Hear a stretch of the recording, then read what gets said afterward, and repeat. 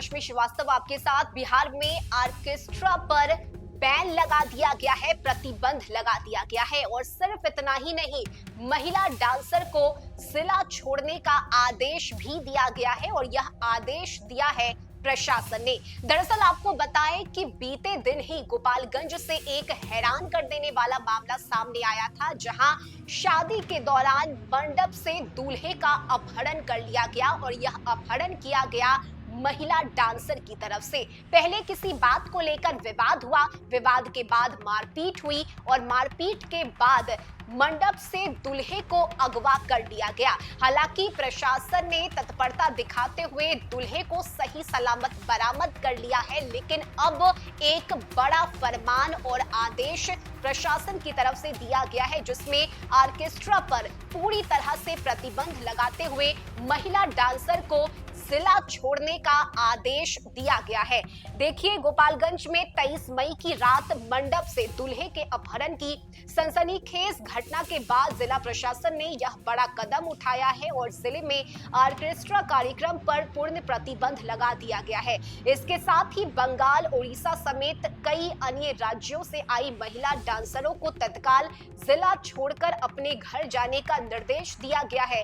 SP Awadhesh Dixit के निर्देश पर जिले भर के थानों में ऑर्केस्ट्रा संचालकों की बैठक आयोजित की गई और इसमें सभी संचालकों को सख्त निर्देश दिए गए कि अब किसी भी शादी या सार्वजनिक कार्यक्रम में ऑर्केस्ट्रा की अनुमति नहीं दी जाएगी। इसके अलावा सभी से बॉन्ड भरवाया गया है, जिसमें कानून व्यवस्था बनाए रखने और आपत्तिजनक गतिविधियों में शामिल ना होने की शर्त शामिल है। पुलिस की जांच में सामने आया है कि 23 मई की रात एक शादी में लौंडा नाच के दौरान हुए विवाद में ऑर्केस्ट्रा से जुड़े युवकों ने मिलकर दूल्हे का अपहरण किया था। इससे पहले भी भोजपुरी ऑर्केस्ट्रा ग्रुप माही मनीषा के कार्यक्रम में मारपीट की घटना सामने आई थी और पुलिस प्रशासन का मानना है कि ऑर्केस्ट्रा की आड़ में कई स्थानों पर अश्लीलता फैलाई जा रही है, जिससे समाज में गलत संदेश जा रहा है। इसके अलावा हर्ष फायरिंग, हथियारों का प्रदर्शन, अश्लील गीत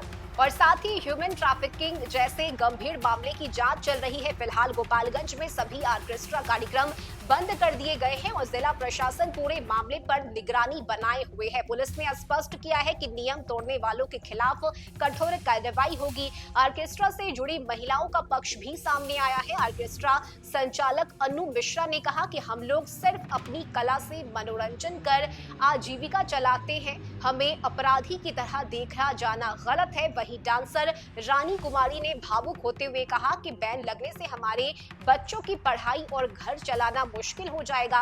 बंगाल से आई रोमा चटर्जी ने भी अपील की है कि जब तक जांच पूरी नहीं हो जाती, सभी को एक जैसा दोषी मानना अन्याय है।